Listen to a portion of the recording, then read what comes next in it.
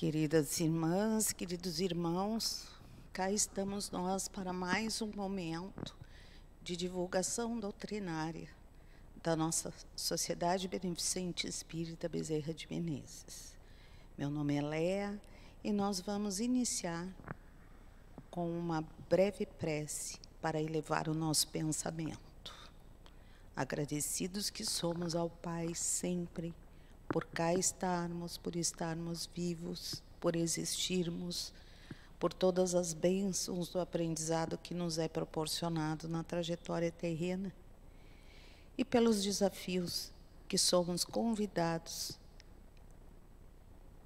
a vivenciar nestes momentos. Que a figura do Mestre Jesus, com sua amorosidade, fraternidade e bons ensinamentos, nos sustente nas lutas. Aos benfeitores amigos, em especial a corrente espiritual do Dr. Bezerra de Menezes, o nosso agradecimento pela oportunidade de trabalho e por todas as oportunidades que temos para aprender e conviver com esses ensinamentos profícuos da doutrina espírita. Então, com esse espírito de aprendizes, nós vamos iniciar a nossa tarefa. Muito gratos.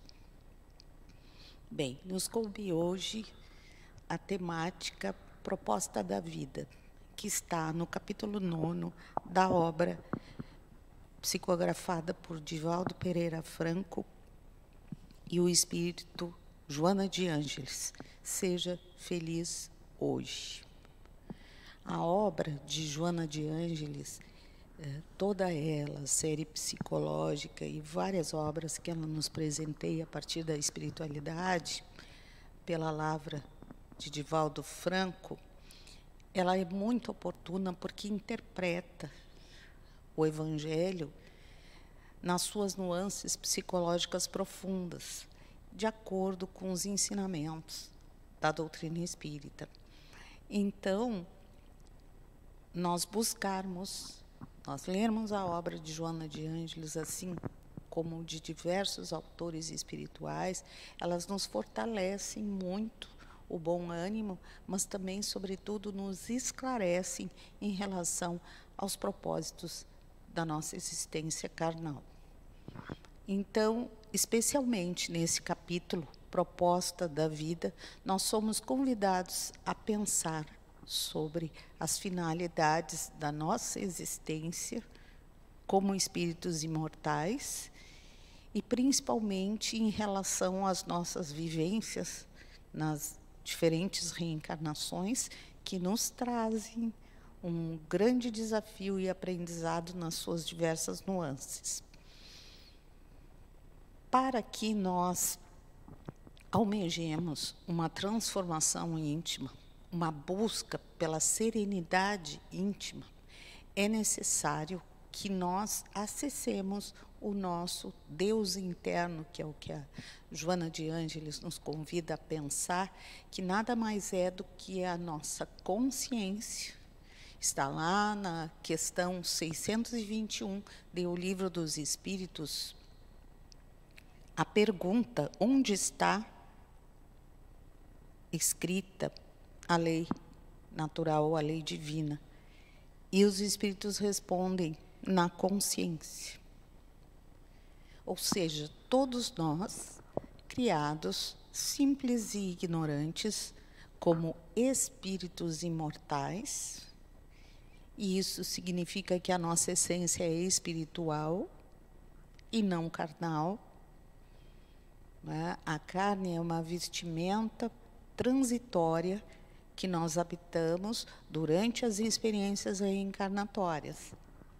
Mas ela não consiste na nossa essência, ela é uma espécie de vestimenta para que o espírito possa transitar naquelas experiências vivenciadas e aprender e se transformar para o bem que nós estamos fadados a esse processo de evolução, do átomo ao arcanjo.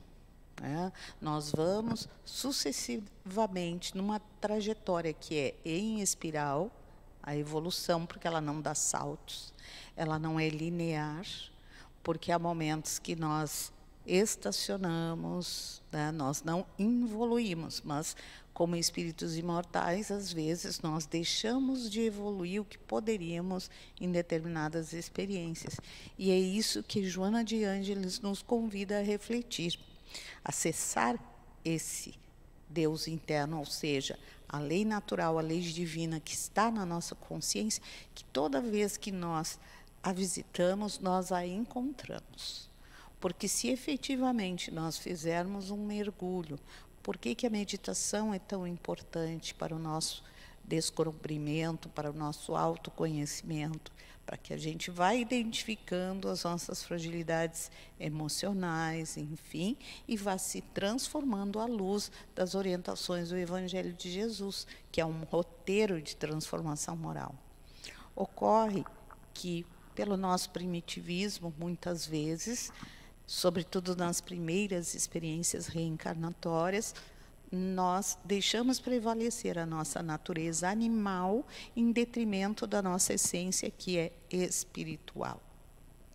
E aí nós nos vemos enovelados com as paixões, com a valorização das necessidades materiais e de maneira que se sobreponham às morais, às emocionais, as sentimentais, ou seja, nós depositamos a nossa busca pela felicidade em bens transitórios, em circunstâncias que são externas a nós e que jamais vão suprir o nosso íntimo no anseio de serenidade e de felicidade, porque nada do que é material vai nos saciar em relação às nossas necessidades de evolução moral. Claro que a lei do progresso, a lei do trabalho, o trânsito na materialidade nos traz necessidades de subsistência, as oportunidades de serviço, de trabalho profissional, voluntário, enfim, para a nossa própria sustentabilidade. E disso nós não nos furtamos. Mas qual é o nosso equívoco? Usar uma questão que é meio como finalidade precípua da vida. E ela é transitória. Então, do berço ao túmulo, nós temos experiências na reencarnação que nos convidam ao desafio, ao bem-estar. São circunstâncias e situações de momentos de extrema satisfação e felicidade e outros muito desafiadores e com sofrimentos que são meios de evolução. Porque toda situação, ela traz no seu escopo um aprendizado. Nós é que precisamos aprender a retirar daquela experiência a lição, né? A pergunta não é por que eu, e sim para que aquela situação se apresentou na minha vida. Que tipo de mensagem e aprendizado ela contém para auxiliar na minha transformação. Mas nesse trânsito carnal nós cometemos extravagâncias. Deixamos aflorar o nosso egoísmo, o nosso orgulho, a nossa prepotência, às vezes de nos sobrepormos em relação aos nossos irmãos, a não reconhecermos determinadas características da nossa personalidade nessa encarnação, que nos maculam a existência e nos concitam a atitudes equivocadas, que ali adiante nós vamos recolher os efeitos dessas escolhas. Nós estamos submetidos à lei de causa e efeito. A lei divina ou natural que rege todo o universo, ela é perfeita nas suas nuances, nos seus detalhes. Então, todo aquele pensamento ou ato que eu emito, eu recolho tanto quanto os efeitos daquela minha ação ou daquele meu pensamento, porque o pensamento, ele se propaga em ondas Ele se materializa muitas vezes de acordo com aquilo que nós emitimos, e nós somos responsáveis pelo aspecto vibracional, não só individual como coletivo, que é o que nós estamos vivenciando num determinado momento, neste momento, efeito de uma pandemia que assola a humanidade e que tem no seu escopo de origem as próprias vibrações que nós emitimos e a atração que nós exercemos em relação a esse tipo de experiência como coletividade. Então, a gente acaba esquecendo que essa nossa existência é transitória. Nós nos surpreendemos quando somos acometidos pela desencarnação, pela morte física, como se fôssemos imortais do ponto de vista material. Somos imortais, sim, mas como do ponto de vista espiritual, porque a morte física desfalece esses órgãos que vão ter uma outra utilidade na natureza onde nós habitamos. E ali adiante o nosso espírito desprendido vai para a erraticidade, viver momentos, né, naquele interregno entre uma e outra encarnação, se preparar para as experiências futuras e recolher, né, dos efeitos e daquilo que nós fizemos na existência pretérita. Alcançar a serenidade íntima, e que nós podemos fazer e devemos uma analogia com o reino dos céus. O que nos traz Jesus de esclarecimento? Meu reino não é deste mundo. Ou seja, o reino dos céus não é material. Ele é um estado vibracional de tranquilidade, consciência íntima e fé, que nos concita a um equilíbrio e uma confiança que as nossas experiências dolorosas são transitórias e que com fé e com transformação íntima nós alcançamos um estado de equilíbrio, de bem-estar do ponto de vista espiritual. Então, a conquista do reino dos céus é uma conquista íntima, é um estado vibracional.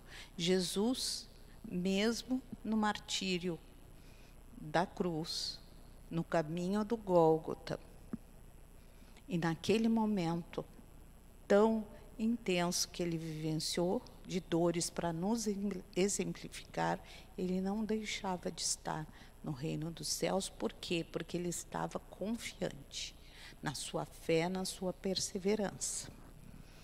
Quando Emmanuel recomendou ao Chico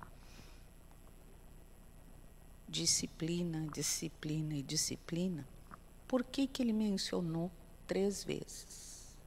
Como lição de vida, de trabalho no bem, de proposta para a sua renovação. Sueli Caldas Schubert nos esclarece que a primeira disciplina se refere ao aspecto assiduidade e pontualidade em tudo que nós vamos fazer. Seja na tarefa mais singela, seja no trabalho profissional, no trabalho voluntário, nos compromissos familiares, sociais relevantes. Disciplina, primeira, pontualidade e assiduidade. A segunda disciplina se refere à transformação moral, ou seja, aquilo que Joana de Ângeles nos convida aqui como proposta da vida. Autoconhecimento, atitude no bem. E está lá na questão 629 do Livro dos Espíritos, a definição de moral. O que se pode entender por moral? E, ao final, na resposta da questão é aquele que tudo faz pelo bem de todos. Transformação íntima, transformação na atitude do bem, trazendo a pacificação não só nossa interna, mas para aqueles que nos rodeio. Então, segunda disciplina, transformação moral. Terceira disciplina, perseverança. Porque nós vamos sendo assíduos, pontuais, não só do ponto de vista cronológico, e sim das nossas responsabilidades, de assumir as nossas responsabilidades. Nós nos transformamos moralmente na atitude do bem e precisamos perseverar. Porque os apelos, as extravagâncias, tudo que nos distrai do ponto de vista material se torna, às vezes, muito premente. Criamos necessidades que, na realidade, muitas vezes se constituem supérfluo, mas que, pelo apelo que a materialidade nos convida, nós estabelecemos um foco em necessidades que são transitórias e passageiras. E esquecemos ou deixamos de lado o essencial. Então, o convite que Joana faz, e há uma frase no capítulo bem interessante: o bem que possas e deves realizar, faça o quanto antes. Não haverá arrependimento ao auxiliar o irmão de jornada. Então, vamos fazer o bem, vamos nos tornar pessoas que as pessoas gostem da convivência conosco, e não só porque nós vamos e não devemos agradá-las a qualquer custo, mas sim trazer boas mensagens, bom ânimo, exemplo, porque isso vai nos fortalecer e fortalecer quem está na nossa convivência. Bem, constituídos que somos, né, em essência, somos espírito, mas quando encarnados, detemos um corpo físico, e o elo entre a nossa essência e o corpo físico é o nosso perispírito, aquele invólucro semimaterial que se liga célula a célula do nosso corpo físico e é fator intermediário entre aquilo que nós projetamos para o nosso corpo físico, né, os nossos pensamentos, até a nossa forma física.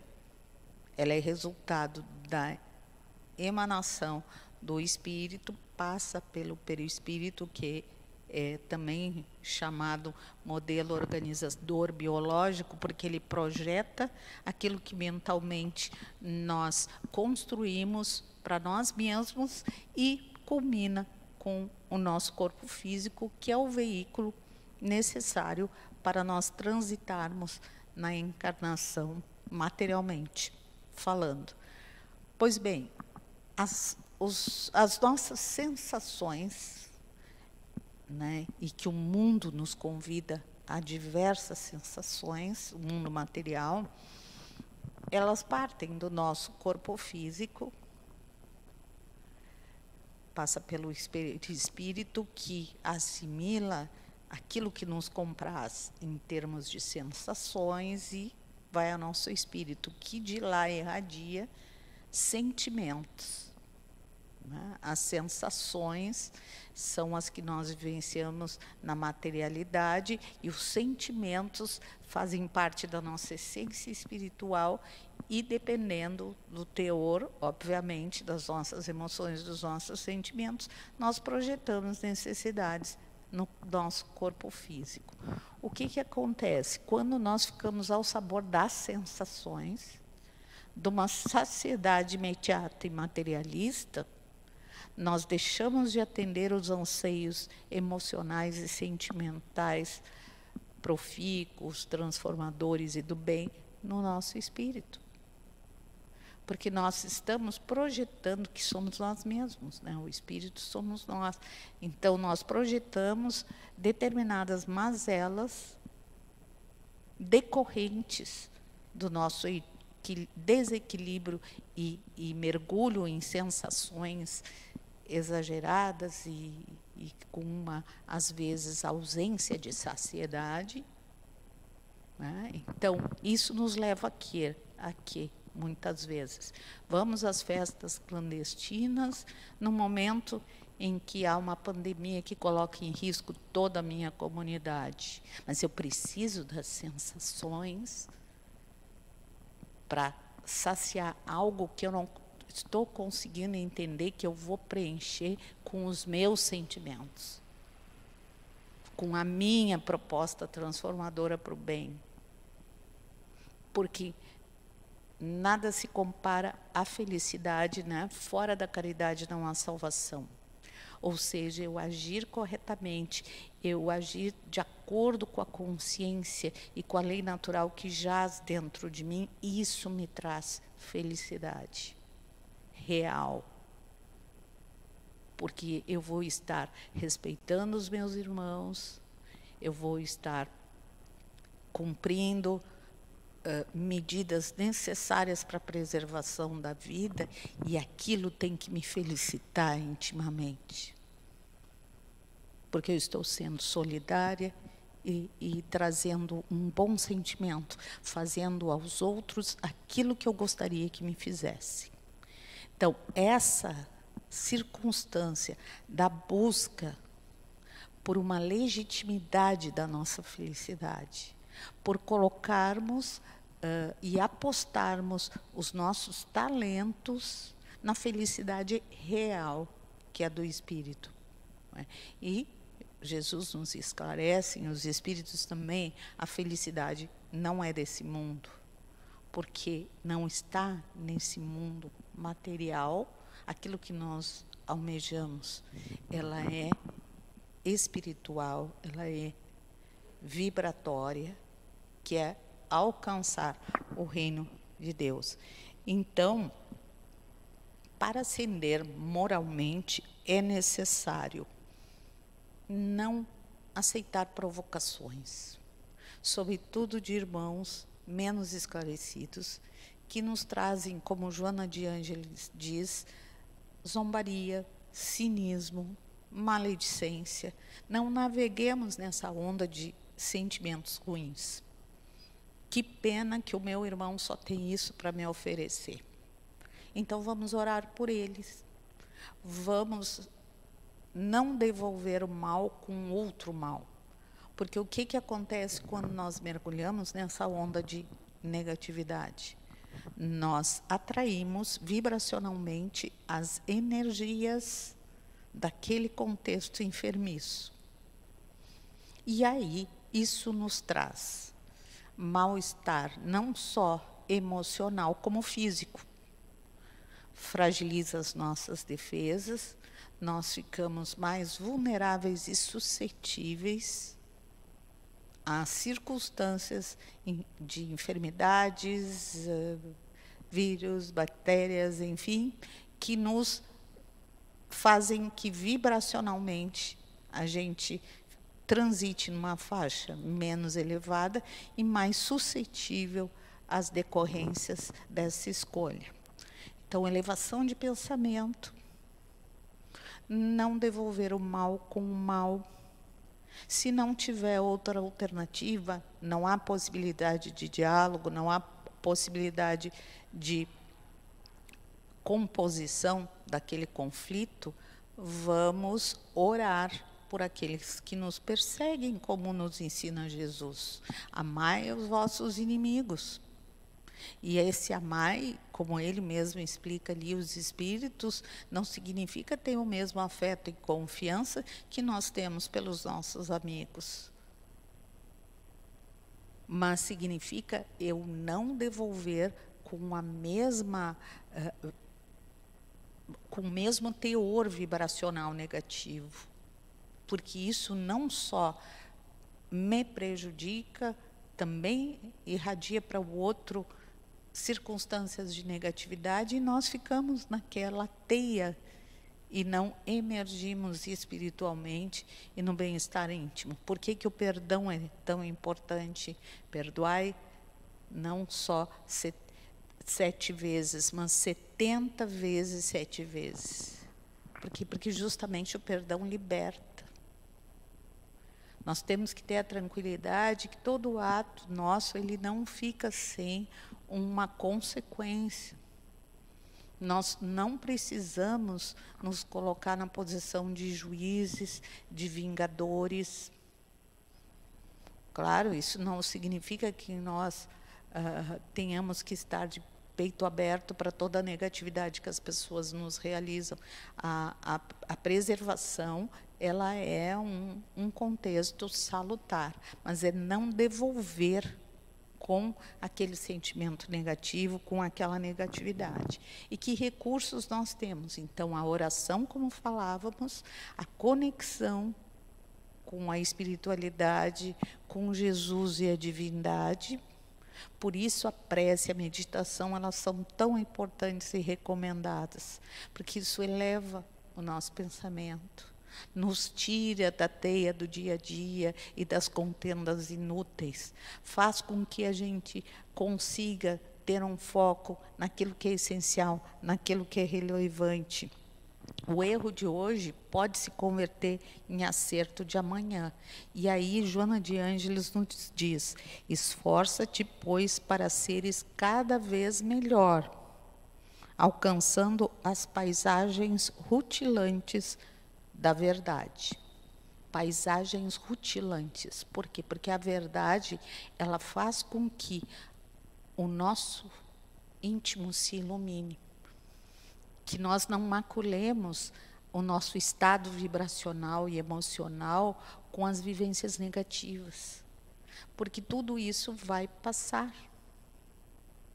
São momentos que a encarnação nos convida a um exercício, né, de aprendizado na carne. A carne é bênção, como nos diz Divaldo. Bênção de aprendizado. Nós estamos numa escola.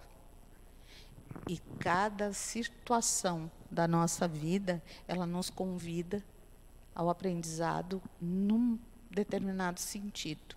Seja o convívio com aquele familiar difícil, seja o desafio das questões profissionais, o desafio das questões afetivas, emocionais. Então, tudo isso que nós vivenciamos tem um propósito. Capítulo 9 diz: seja feliz hoje. Proposta da vida. O que essa existência, não só do ponto de vista carnal, está contribuindo para a minha transformação moral? Eu estou aproveitando as lições que eu vim recolher nessa encarnação, eu estou devidamente sintonizada com o bem para aproveitá-las mesmo diante do sofrimento e das renúncias. Aí nós temos vários exemplos dos espíritos que nos trazem nas suas vivências reencarnatórias: Paulo de Tarso, Francisco de Assis e tantos outros que tiveram a consciência do que o sofrimento estava trazendo para o seu aprendizado, para a sua transformação, e devolveram isso com o bem, com a paz, com a disseminação do Evangelho, né? Então, nos miremos nesses exemplos, e principalmente no exemplo do Mestre Jesus, e entendamos qual é a proposta da vida. Nós vamos elevar, então, novamente o nosso pensamento, agradecendo muitíssimo a corrente espiritual do Dr. Bezerra de Menezes, essa casa que nos acolhe. Sentimos as presenças, enfim, intensas da espiritualidade amiga, de todos os espíritos assistidos que dioturnamente estão na ambiência fluídica da nossa instituição, sempre amparada pelas bênçãos do Mestre Jesus, sempre sob a proteção divina. E pedimos permissão para orar pela humanidade sofredora, pelo momento que vivemos, e que nós possamos retirar desse momento as grandes lições para a nossa transformação, e que possamos contribuir para um futuro, para a era de regeneração que ora se avizinha, e que nós possamos ter efetiva participação na iluminação pelo bem e pela paz. Gratos somos, Mestre Jesus, fica conosco agora e sempre.